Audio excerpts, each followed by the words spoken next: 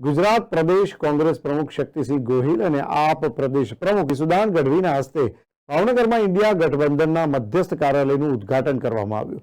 આમ આદમી પાર્ટી અને કોંગ્રેસ પાર્ટીના ઇન્ડિયા ગઠબંધન હેઠળ ભાવનગર લોકસભા સીટ પરથી ઉમેશ મકવાણા ચૂંટણીના મેદાને ઉતર્યા। આજરોજ ભાવનગર ખાતે લોકસભા બેઠકનું મધ્યસ્થ કાર્યાલયનું ઉદ્ઘાટન કરવામાં આવ્યું। ગુજરાત પ્રદેશ કોંગ્રેસ પ્રમુખ અને રાજ્યસભા સાંસદ શક્તિસિંહ ગોહિલ અને આમ આદમી પાર્ટીના પ્રદેશ પ્રમુખ ઈસુદાન ગઢવી દ્વારા કાર્યાલયનું ઉદ્ઘાટન કરવામાં આવ્યું।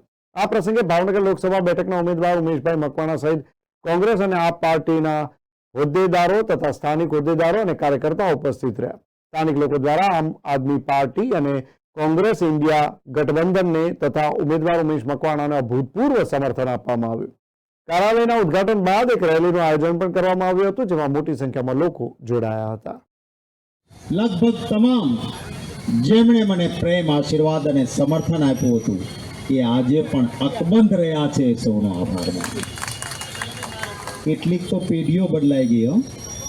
સ્વર્ગસ્થ મનુભાઈ વ્યાસ તો આજે હિતેશભાઈ છે, મેહુરભાઈ હોય તો એમના સમર્થન પછી કે વલ્લભભાઈ કટારિયા હોય, સ્વર્ગસ્થ કાળુભાઈ હોય તો આજે ત્રીજી પેઢી અમારી સાથે હોય।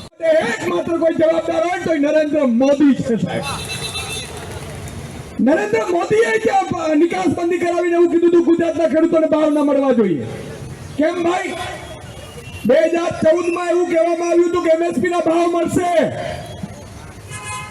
C+2 50%।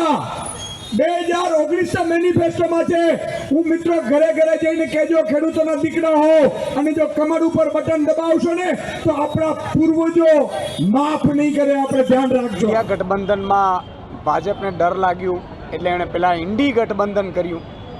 પહેલાં તો ઇન્ડિયાની જગ્યાએ ભારત લખવાનું શરૂ કર્યું। આ કેટલા નિમ્ન કક્ષાના છે રાજનેતાઓ ભાજપના કે જેમણે એ હદે વિરોધ કરવાનું શરૂ કર્યું। પછી એમણે મહારાષ્ટ્રમાં સરકારો તોડવાનું કામ કર્યું, પછી બિહારમાં ફરીથી હેરાન કરવાનું શરૂ કર્યું, એમણે ઝારખંડમાં કોશિશ કરી અને પછી એમણે ઝારખંડના મુખ્યમંત્રીને પણ જેલમાં નાખ્યા, પછી માનનીય અરવિંદજીને પણ જેલમાં નાખ્યા। અને કાલે તમે જોયું હશે કે સંજયસિંહજીને એ કહીને સુપ્રીમ કોર્ટે કીધું કે ભાઈ આમાં કંઈ પુરાવા જ નથી। એટલે PMLA અંતર્ગત જેલમાં નાખીને આમ આદમી પાર્ટીને ખતમ કરવાનું ષડયંત્ર કર્યું। એટલે માનનીય સુનીતા કેજરીવાલજી પણ કદાચ ગુજરાત અમે પ્લાન કરી રહ્યા છીએ કે પ્રચારમાં આવે અને હેમંત સોરેનના જે વાઇફ છે કલ્પનાબેન સોરેન એમની સાથે પણ અમારી ચર્ચા ચાલી રહી છે।